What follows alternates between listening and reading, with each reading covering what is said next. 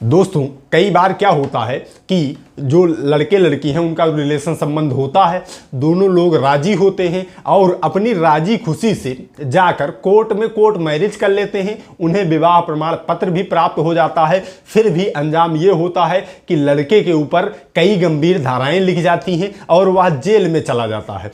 दोस्तों court marriage करते समय जो भी दोनों लोग हैं वे प्रमुख रूप से दो गलतियां करते हैं। इन्हीं गलतियों के कारण लड़का बचता नहीं है, वह जेल जाता है और ऐसी धाराओं में जेल जाता है जिससे कि उसकी जिंदगी खराब ही हो जाती है। तो दोस्तों आइए आज की इस वीडियो में यही समझते हैं कि कोर्ट मैरिज करते समय लोग प्रमुख दो गलतियां कौन सी करते हैं।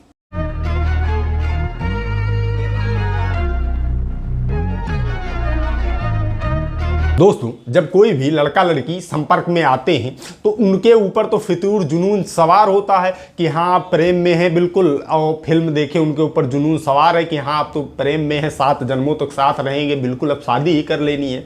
फिर होता क्या है कि वो जाते हैं और कोर्ट में जाते हैं तो वहाँ स्थिति ऐसी होती है कि लड़की की या लड़के की उम्र कम होती है। और उम्र कम होती है जो 18 और 21 है, लड़की की 18 और लड़के की 21, इस क्राइटेरिया को ये फॉलो नहीं किए रहते हैं।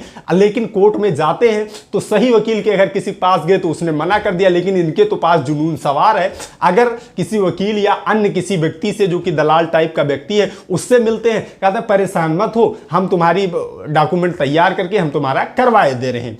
होता क्या है कि एक नोटरी शपथ पत्र जो होता है स्टाम्प खरीद कर शपथ पत्र के माध्यम से शादी करवा देते हैं। अब शादी तो हो गई, ये लेकर फरार भी हो गए। इसके बाद जब लड़की के घर वालों ने कंप्लेन किया तो कंप्लेन में उनके खिलाफ मुकदमा दर्ज हुआ। ये शपथ पत्र लेकर पहुंच गए कि हुजूर देखो हमने शादी की है। अब उस नोटरी पर शपथ पत्र पर शादी का कोई मान्य होता ही नहीं है। उन्होंने कहा जाओ तुम्हारी शादी हो गई, ये शादी की है, मस्त है एकदम। और नोटरी लेकर पहुंचे कि हुजूर ये देखो मेरी शादी हो चुकी है। वही नोटरी इनके लिए जानलेवा हो जाती है। वही नोटरी दिखाते हैं कैसे जानलेवा होती है।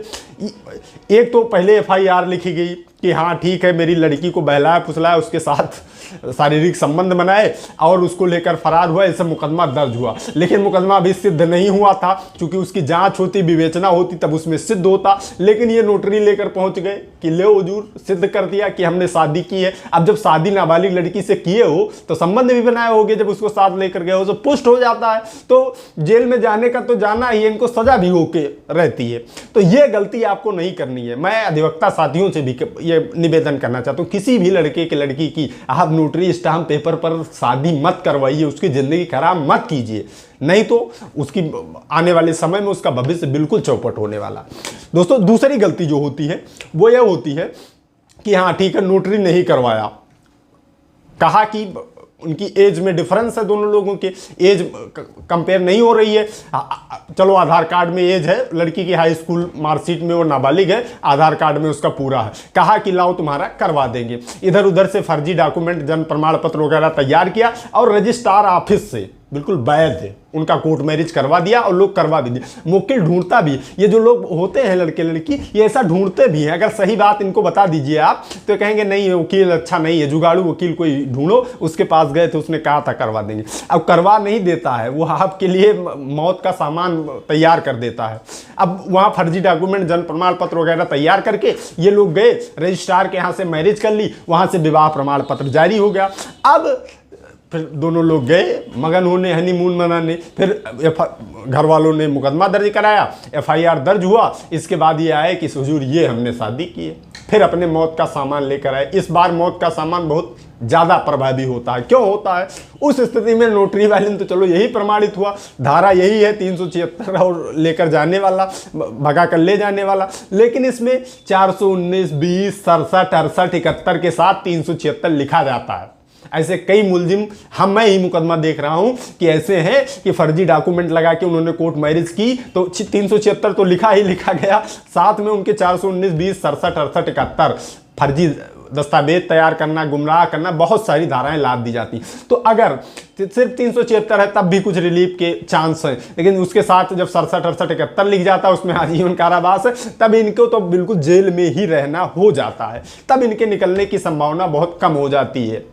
बहुत पैरवी करने वाला व्यक्ति होगा तो बेल पे आएंगे, थोड़े दिन रहेंगे, इसके बाद सजा हो जाएगी, फिर जेल चले जाएंगे और उनकी जिंदगी खराब हो जाती है। तो आप ये ध्यान रखिए, हाई स्कूल की मार्कशीट एज का प्रमाण होती है। अगर लड़की की हाई स्कूल की मार्कशीट में 18 साल कंप्लीट नहीं है तो कोई कैसे भी कह रहा है कि आओ तुम्हारी कोर्ट मैरिज करवा देंगे, आपको नहीं करवाना है। अगर करवाएंगे तो जिंदगी जेल में ही जाएगी, ये मान के चलिए आप पूरा 100%। आप परेशान हो जाएंगे, 110% मैं आपको लिख के दे सकता हूं। एक ही साक्ष्य आपको चाहिए, हाई स्कूल की उसकी मार्कशीट मंगवाइए, उसमें अगर वह 18 साल की है तो आप बेहिचक कर लीजिए, अगर 18 साल की नहीं है तो आपको शादी नहीं करना है। तो दोस्तों उम्मीद करता हूं कि वीडियो आप सभी के लिए हेल्पफुल रहा होगा। आज की इस वीडियो में इतना ही, मिलते हैं अगली प्रॉब्लम सॉल्विंग वीडियो में। तब तक आप सभी लोग अपने स्वास्थ्य का ख्याल रखिए, कानून की जानकारी, अपने अधिकारों की जानकारी इस चैनल के माध्यम से लेते रहिए, मामलों से बच के रहिए। I love you all. जय हिंद, जय भारत।